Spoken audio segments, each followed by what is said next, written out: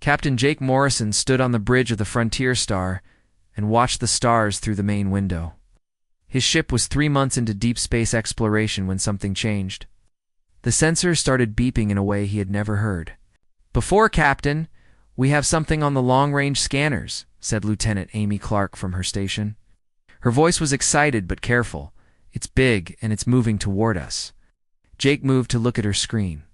The object was huge, maybe twice the size of their ship. It had a strange shape that looked like it was made of crystal or glass. The surface seemed to glow with its own light. "Is it natural or made by someone?" Jake asked. Amy checked her readings. "Again, it's definitely made by someone, sir. The materials are nothing we have ever seen before. Captain, it's slowing down. I think it wants to meet us."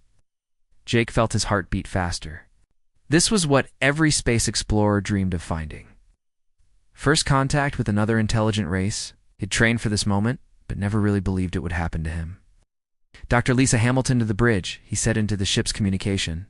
System Dr. Hamilton was their science officer and expert on alien life. She had spent years studying what alien contact might be like. When she arrived on the bridge, her eyes went wide as she saw the alien ship on the screen. "My God," she whispered. "It's beautiful." The alien ship came closer and stopped about 1,000 meters away. Both ships floated in space, watching each other. Then lights began flashing on the alien vessel in patterns. "They're trying to communicate," said Amy. "The light patterns are mathematical. Basic math at first, then more complex." Jake nodded to Amy. "Send back the same patterns. Show them we understand." For the next hour, both ships exchanged mathematical messages. The aliens were clearly very smart. They quickly moved from simple math to complex science. Dr. Hamilton worked with Amy to decode the messages. "Captain," said Dr. Hamilton, "I think they want to meet face to face. They're asking if we have a docking system." Jake thought about this. It could be dangerous, but this was why they were out here. Tell them yes. But only 2 of them can come aboard, and only 2 of us will go to their ship. The alien ship moved closer and extended a docking tube that connected to their airlock. Jake put on his dress uniform and checked his sidearm. Dr. Hamilton gathered her translation equipment and recording devices. "Remember," Jake told his crew, "we represent all of humanity today. Be respectful, but stay alert." The airlock door opened and 2 aliens stepped through. Jake had to stop himself from staring. They were tall, maybe 7 feet, with pale blue skin that seemed to glow softly. They had 4 arms and large eyes that changed color. Their clothes looked like they were made from the same crystal material. As their ship, the first alien stepped forward and made a gesture with all 4 arms. When it spoke, the words came from a device on its chest that translated the sounds into English. "I am Ambassador Veltar of the Zephyrian Collective. We greet the humans with peaceful intentions." Jake stepped forward and offered his hand in the human greeting. The alien looked at the hand for a moment, then reached out with one of its 4 arms to shake it. "I am Captain Jake Morrison of Earth. We are honored to meet you." Dr. Hamilton began recording everything with her equipment. She asked the aliens about their homeworld, their culture, and their technology. The aliens seemed curious about humans too, but their questions were strange. "Do humans still fight wars with each other?" asked the second alien who was introduced. As science leader Kethmer, Jake was surprised by the question. "Sometimes there are conflicts, but we are working toward peace." The aliens looked at each other and their eyes changed to a dark red color. Veltar spoke again, and this time his voice sounded worried. "We have been listening to your radio signals as we approached. We have learned your languages and studied. Your history, your species, has a very violent past," Dr. Hamilton tried to explain. "Yes, humans have fought wars, but we have also created art, music, and science. We have the capacity for both violence and great beauty." Kethmer pulled out a device and showed them images on a small screen. Jake recognized pictures from Earth's history. Wars, weapons, destruction. The aliens had been studying humanity's darkest moments. "In the past 1,000 years, your species has never known complete peace," said Veltar. You have weapons that can destroy your entire world. This troubles us greatly. Jake felt the meeting slipping away from them. We also have medicine that saves lives, technology that feeds millions, and art that brings joy. Humans are capable of both good and evil, just like any intelligent species. But the aliens did not seem convinced. They spoke to each other in their own language, and their translation devices were turned off. Jake could only watch as they gestured with their multiple arms and their eyes shifted through different colors. Finally, Veltar turned back to the humans. Contact to the Galactic Council. There are many intelligent species in this galaxy, Captain Morrison. All of them have learned to live in peace. Humans appear to be different. What does that mean? Asked Dr. Hamilton. It means the Council will need to decide what to do about your species. We'll escort your ship to Harmony Point, a neutral station where these matters are discussed. Jake felt a chill run down his spine. And if we refuse to go? Veltar's eyes turned completely black. It would confirm our fears about human nature. Please do not make that choice, Captain Morrison. The meeting ended quickly after that. Aliens returned to their ship and Jake called his senior officers together. Explained what had happened and what it might mean for humanity. So our first contact with aliens. And they're already afraid of us, said Amy. Can you blame them? Asked Dr. Hamilton. If you looked at human history from the outside, what would you think? Jake stared out at the alien ship that was now positioning itself to escort them. Humanity had dreamed of meeting other intelligent life for centuries. Now that it had happened, those aliens saw humans as a threat to galactic peace. The Frontier Star changed course toward Harmony Point, escorted by their new alien acquaintances who might soon become their judges. Jake wondered if this first contact would also be humanity's last chance to join the wider galaxy. The stars looked different now, less welcoming and more dangerous. Somewhere out there was a galactic council that would decide humanity's fate. Based on their violent past, Jake could only hope that humans would get the chance to show they were more than just warriors. The Frontier Star approached Harmony Point after 3 days of travel. Commander Alex Parker stood beside Captain Morrison on the bridge, watching the massive space station grow larger on their screens. The station was unlike anything humans had ever built. It looked like a giant flower made of metal and crystal, with petals that glowed in different colors. How many species built this? Stocked Dr. Hamilton, staring at the alien architecture. According to our escorts, 12 different races worked together to create Harmony Point, said Captain Morrison. It's been a neutral meeting place for over 1,000 years. The Zephyrian ship guided them to a docking bay. As they prepared to leave their ship, Commander Parker checked his uniform one more time. He had been chosen to lead the diplomatic mission because of his experience in difficult negotiations on Earth. Remember, said Captain Morrison, we're not just representing our ship or our country. We're speaking for all humanity today. The human delegation consisted of Commander Parker, Dr. Hamilton, and Chief Diplomat Nina Brooks, who had been rushed to the ship by special transport just before they left Earth space. Nina was young, but had trained for years in alien contact protocols that had been mostly theoretical. Until now, they were met at the airlock by Ambassador Veltar and 2 other aliens. One was short and round with gray skin and large black eyes. The other was tall and thin, almost like a walking stick with arms.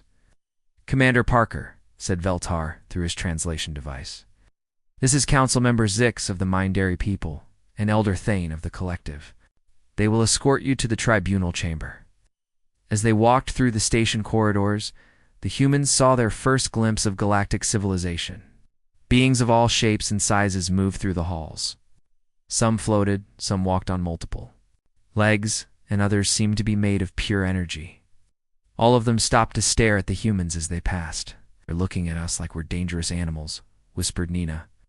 Maybe we are to them, replied Dr. Hamilton. The tribunal chamber was huge, the high ceiling that seemed to stretch up forever. The center was a raised platform where the humans were told to stand. Round them, in a circle, were the representatives of the Galactic Council. Commander Parker counted at least 20 different species. Some he could understand, like the blue Zephyrians they had already met. Others were completely alien, One looked like a tree with moving branches. Another appeared to be a cloud of gas with lights floating inside it. The strangest was a being that seemed to shift between different shapes, never staying the same for more than a few seconds. A voice spoke from everywhere at once, filling the chamber with sound. The tribunal will now begin. The species known as humans will present their case for acceptance into the galactic community. Nina stepped forward. Her voice was steady, but Commander Parker could see her hands shaking slightly. Honored members of the Council, we come before you in peace. Humanity seeks only to learn from the wisdom of older civilizations and to contribute what we can to the greater good. One of the Council members, a being that looked like a giant insect, spoke up. Your radio transmissions tell a different story. We have monitored your communications for 50 of your years. Your species is constantly at war. We have had conflicts, admitted Nina, but we have also made great progress toward peace. Our planet is more united now than ever before in our history. The cloud-like being pulsed with different colors as it spoke. In the time we have observed your species, you have developed weapons capable of destroying all life on your world. No other species in the Council has ever created such destructive capability. Dr. Hamilton asked permission to speak. Our weapons exist because of our history, but they have also prevented larger wars. The fear of total destruction has made us more careful about conflict. The tree-like being rustled its branches. Fear is not wisdom. True wisdom comes from understanding that violence is never the answer. All Council species learned this lesson long ago. Commander Parker stepped forward. May I ask how your species learned this lesson? Did you never have conflicts or wars? The chamber fell silent for a moment, and the shifting being spoke, its form stabilizing into something almost human-like. We are the Eternal Watchers. We are the oldest species in this galaxy. We have seen many civilizations rise and fall. Those that embraced violence destroyed themselves. Those that chose peace survived to join the Council. But what happens when peace is threatened? Asked Parker. What if a violent species or force attacked your worlds? Another long silence. Finally, the insect-like being responded, Such threats do not exist. All violent species either destroy themselves or are contained before they can harm others. Nina felt a chill. Contained. What does that mean? The Mindari representative Zix spoke for the first time. His voice came directly into their minds through telepathy, translated by their devices. Species that cannot learn peace are prevented from leaving their home systems. They're quarantined until they either achieve enlightenment or extinction. Commander Parker realized what they were really facing. This was not just a trial to join the galactic community. This was a decision about whether humanity would be allowed to exist freely in the galaxy. You're talking about imprisoning our entire species, he said. We prefer to think of it as protection, said Veltar. Protection for the galaxy from human violence, and protection for humans from the consequences of their own nature. Nina tried one more argument. Our capacity for violence has also driven our technological advancement. The same instincts that created weapons also created medicine, transportation, and communication.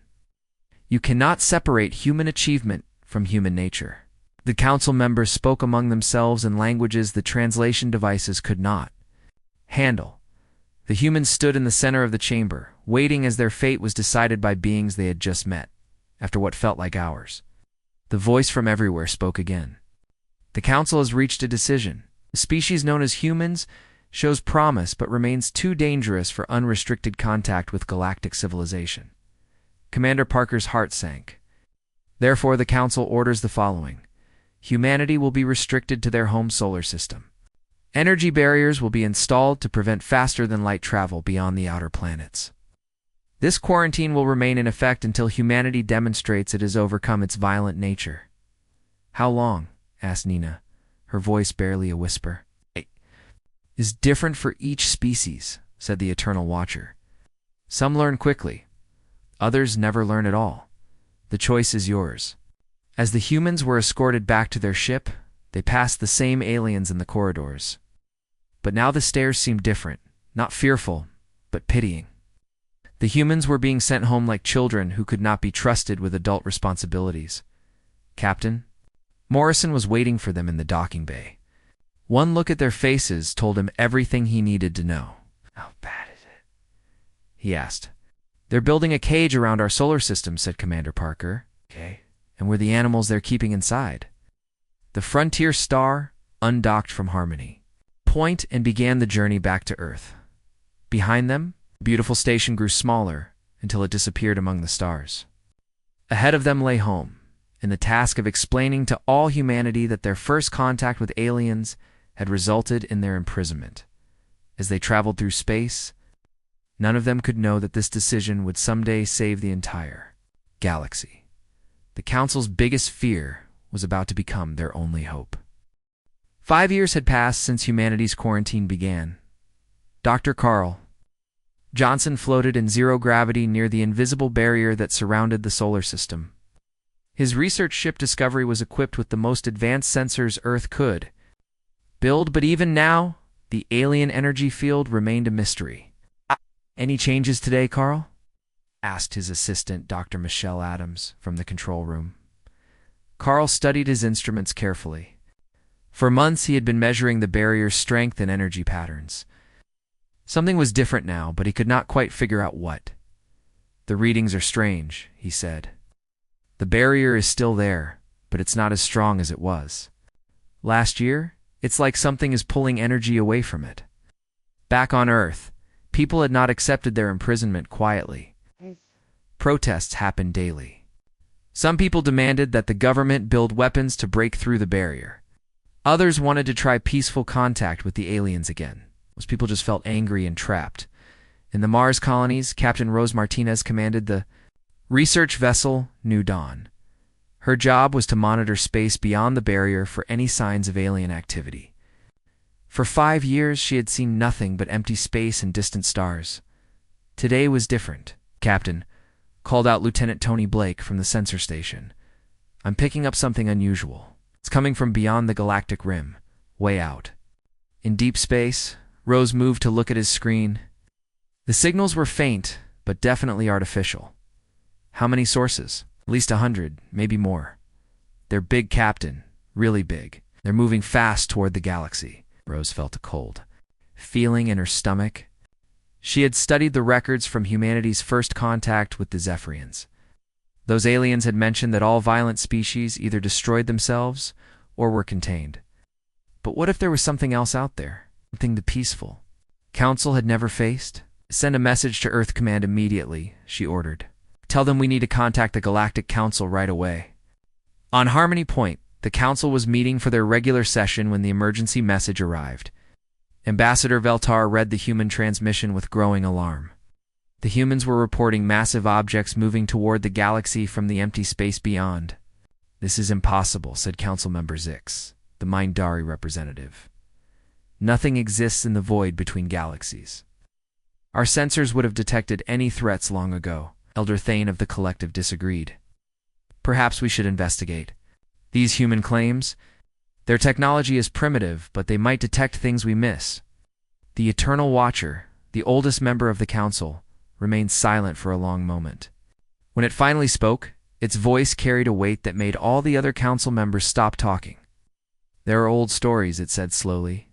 "Legends from before the Council was formed. They speak of the Devourers, machines that consume entire civilizations, but they disappeared over 1 million years ago.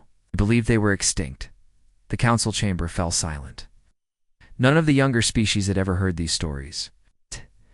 "What were these Devourers?" asked the tree-like being, its branches rustling with worry. "They were not alive as we understand life," said the Eternal Watcher. "They were created by a species that destroyed itself long ago. The machines were built to survive and spread, consuming everything in their path to build more of themselves. They ate entire worlds, turning planets into new devourer ships." Veltar activated the communication system to contact his homeworld. What he heard made his blue skin turn pale white. "A Neri homeworld is under attack," he said, his voice shaking. "Something is destroying their cities. Their energy weapons are not working." Across the galaxy, peaceful worlds that had known nothing but harmony for thousands of years suddenly faced destruction. The Devourers had returned from their long sleep in the void between galaxies. Their black ships moved like a plague through space, turning everything they touched into more of themselves. On Earth, Ambassador Linda Foster sat in the emergency meeting room with President Maria Santos and the top military commanders. Linda had been humanity's representative to the Council for 3 years, even though she could not leave the solar system. "The aliens are desperate," Linda reported. "They're sending messages asking for help, but they don't know how to fight. They've forgotten how to make weapons or plan battles." General Steve Collins, the head of Earth's Space Defense Force, looked at the reports coming in from their long-range sensors. "These devourers are destroying everything in their path. They reach Earth, our barrier won't stop them." President Santos turned to the scientists. "Dr. Johnson, what's the status of the quarantine barrier?" Carl Johnson had been called back from his research ship for this meeting.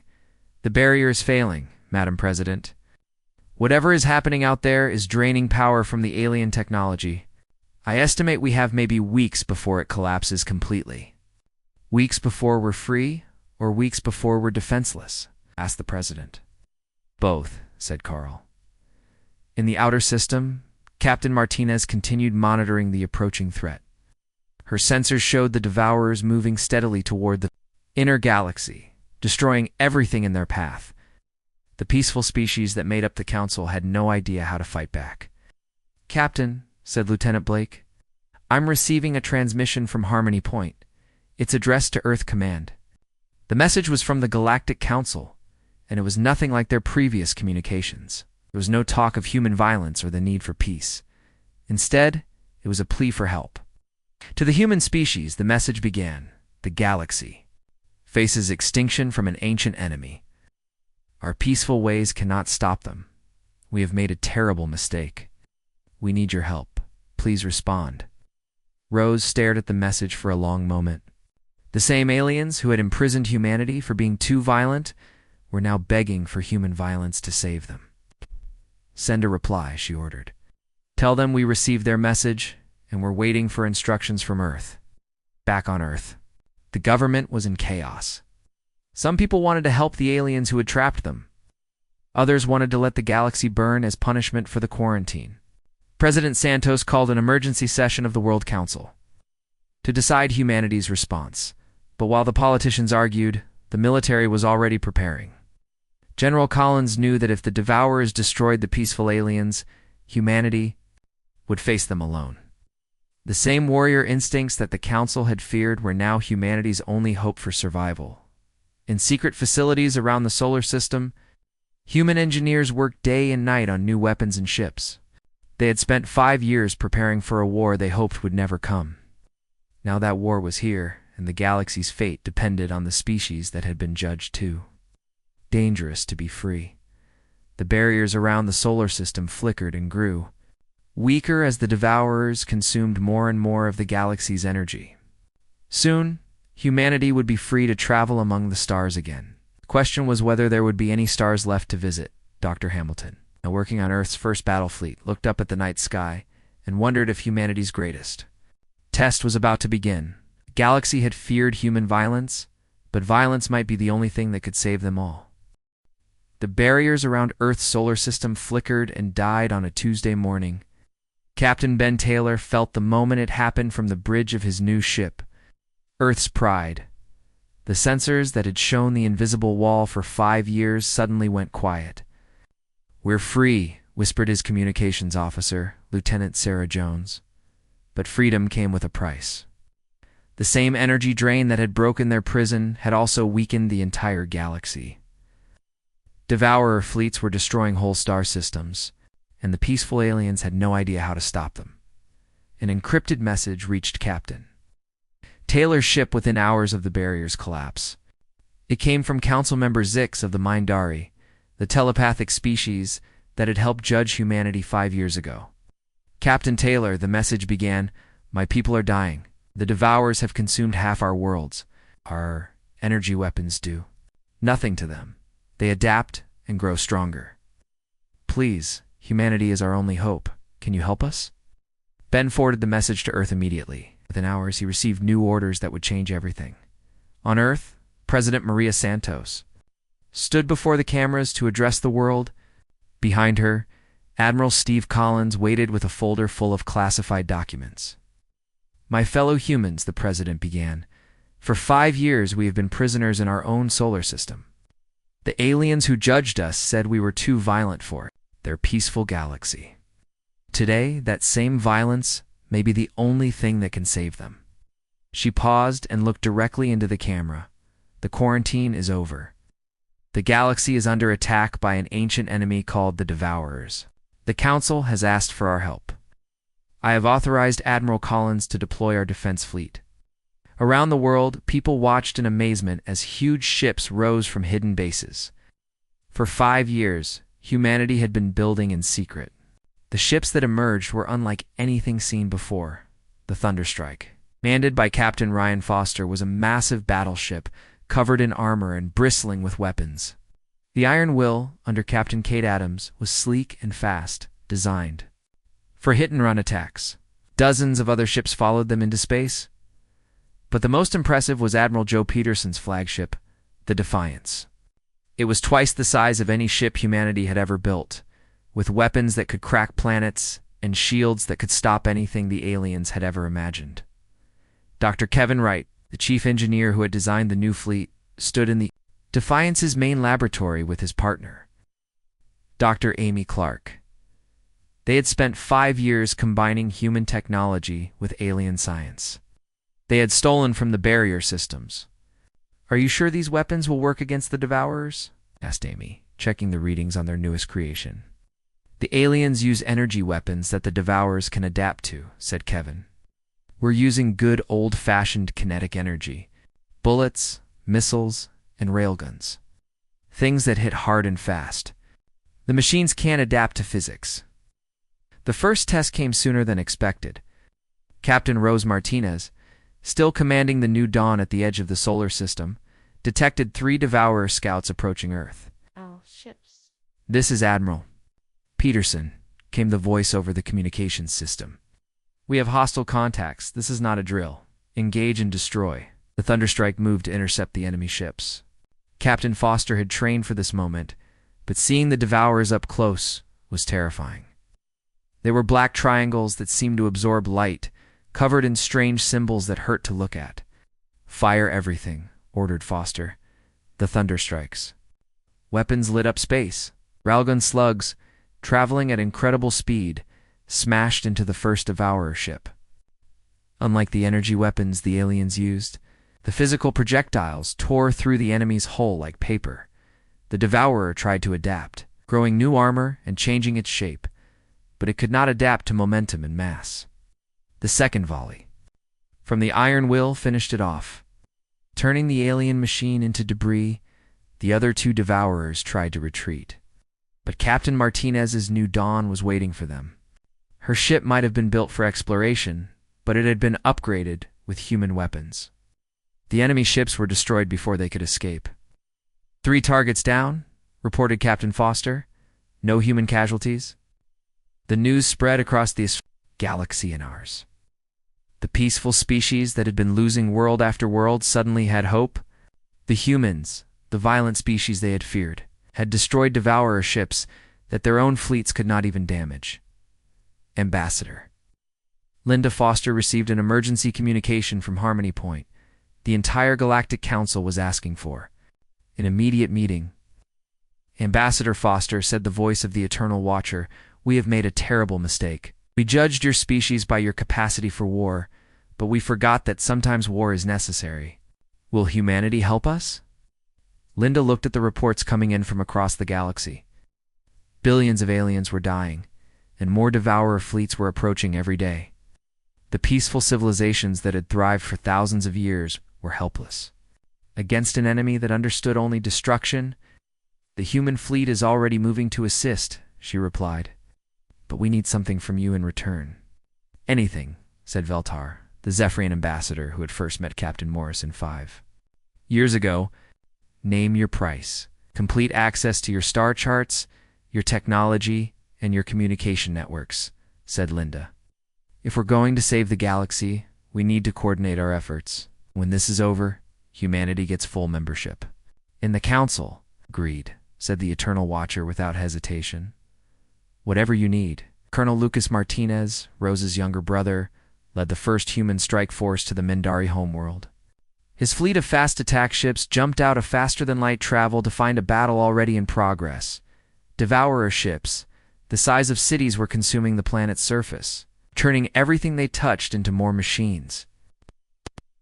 The remaining Mindari defenders fired their energy weapons desperately, but the beams were absorbed and made the enemy stronger.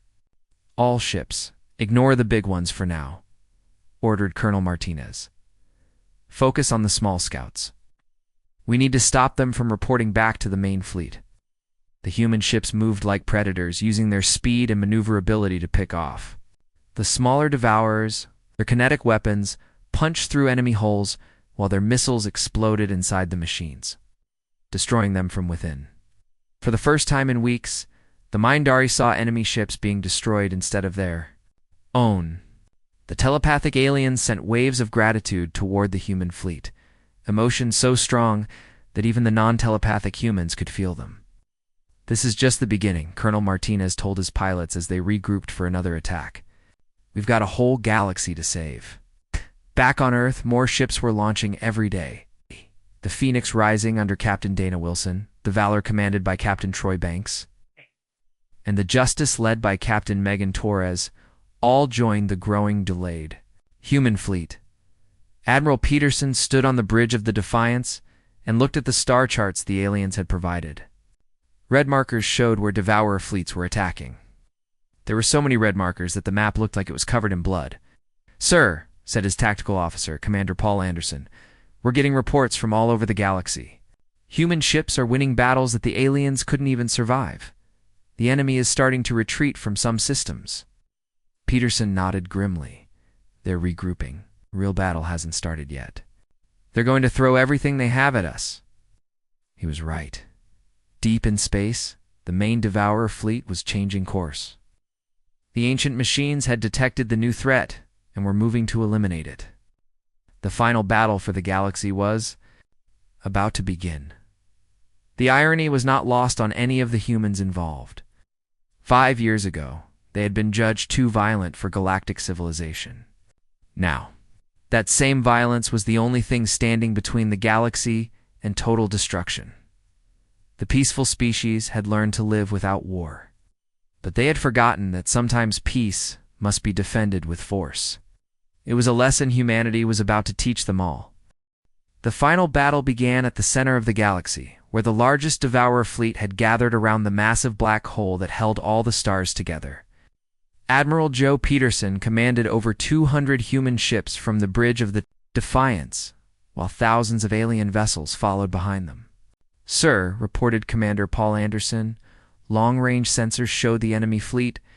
There are at least 5,000 Devourer ships, including their mothership." Peterson looked at the tactical display and felt his heart sink. The Devourer mothership was the size of a small moon, covered in weapons and surrounded by protective fleets. It was feeding on the energy from the galactic center, growing larger every minute.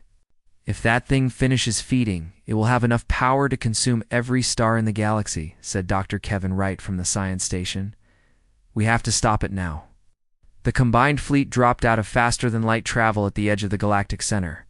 What they saw was a nightmare. Devourers had built a massive structure around the black hole, channeling its energy into their mothership. Smaller Devourer vessels patrolled the area like guard dogs. "All ships, this is Admiral Peterson," he announced over the communication system. "This is what we trained for. The galaxy is counting on us. Human ships will lead the attack. Alien vessels will provide support and rescue operations."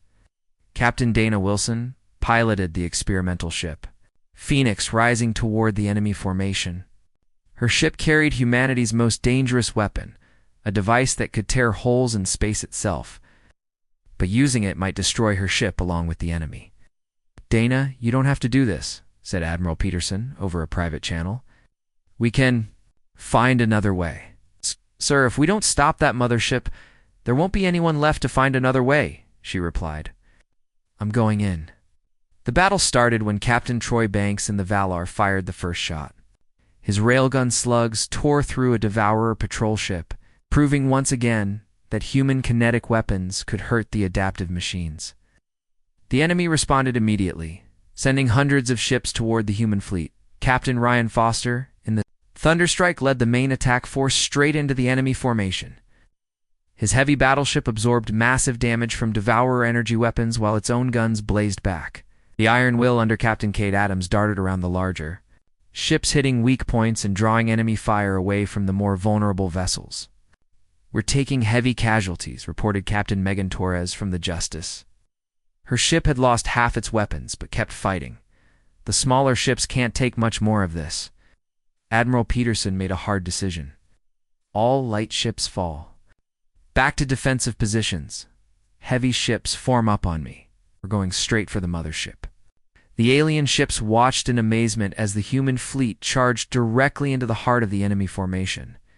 The peaceful species had never seen tactics like this, where they would have tried to negotiate or find a technological solution. The humans simply attacked with overwhelming force.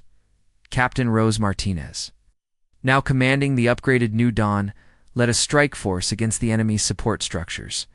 "Target the energy collectors," she ordered her weapons officer. "If we can disrupt their power feed, the mothership will be weakened." Her plan worked. As human missiles destroyed the Devourer energy collectors, the massive mothership began to slow its growth. But it was still incredibly powerful. Its weapons were starting to target the human fleet directly. The Thunderstrike took a direct hit. From the mothership's main weapon, Captain Foster's ship exploded in a ball of fire that could be seen. Across the battle zone, the crew of the Defiance watched in horror as their friends died. "Sir, we've lost the Thunderstrike," reported Commander Anderson, his voice tight with emotion. "Foster bought us time," said Peterson grimly. "Don't let his sacrifice be wasted. All ships, continue the attack." Captain Wilson in the Phoenix Rising had reached the optimal position for her special weapon. The space-tearing device was charged and ready, but she would have to get very close to the mothership to use it effectively. "This is Phoenix Rising," she announced to the fleet, beginning final approach. "If this doesn't work, tell my family I love them." As Dana's ship flew toward the mothership, dozens of human vessels moved to protect her. The Valor under Captain Banks positioned itself between the Phoenix Rising and the heaviest enemy fire. The Justice and Iron Will formed an escort there, weapons blazing constantly. But the Devourers had realized what the humans were trying to do. The mothership turned all its weapons toward the small experimental ship, racing toward it. Energy beams and projectiles filled the space around Dana's vessel.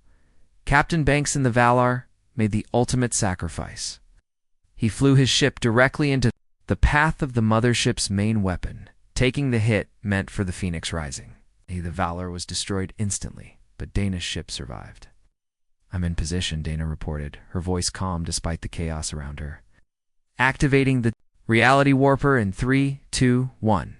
The Phoenix Rising fired its special weapon directly into the core of the Devourer mothership. Space itself began to tear and twist around the point of impact. The massive enemy vessel, which had seemed invincible moments before, began to collapse in on itself, but the weapon was too powerful. The tear in space began to grow, threatening to consume everything nearby. Including the human fleet, Commander Anderson on the Defiance spotted the solution. "Sir, if we can channel the explosion through the black hole, we can contain it. Someone has to fly into the gravity well to position the charges." "I'll do it," said Admiral Peterson, moving toward the shuttle bay. "No, sir," said Anderson, already running for his own ship. "The fleet needs you alive. This is my job." Paul Anderson took a small, fast ship and raced toward the black hole at the center of the galaxy. Behind him, the tear in space continued to grow, consuming Devourer ships and threatening to destroy everything in the system. He flew his ship directly into the gravity well of the black hole and detonated a series of charges that redirected the reality tear. Instead of expanding outward, the dangerous energy was pulled into the black hole, where it could do no harm.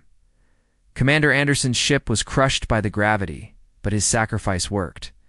The tear in space collapsed, taking the Devourer mothership with it. Across the battlefield, the remaining enemy vessels suddenly stopped moving as their controlling intelligence was destroyed. The silence that followed was deafening. After hours of constant battle, the galaxy was finally quiet. "All ships report status," ordered Admiral Peterson. His voice tired, but victorious. One by one, the surviving ships checked in. They had lost many friends, but they had won. The Devourer threat was over. 3 months later, Captain Jake Morrison stood on the bridge of a new ship, watching as construction crews built the first human space station in the Galactic Center. He had been promoted to Fleet Admiral and given command of the new Human Defense Corps. Admiral said his communications officer, "We're receiving thanks from all over the galaxy. Zephyrians want to name a star after Captain Wilson.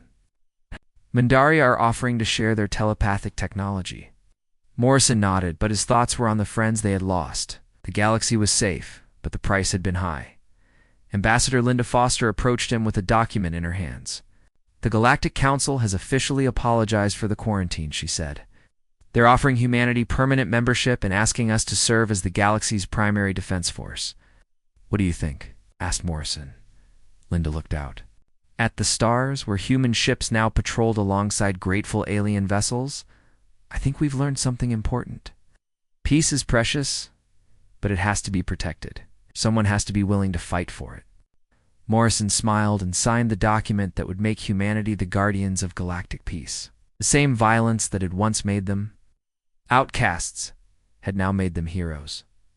The galaxy's biggest fear had become its greatest hope.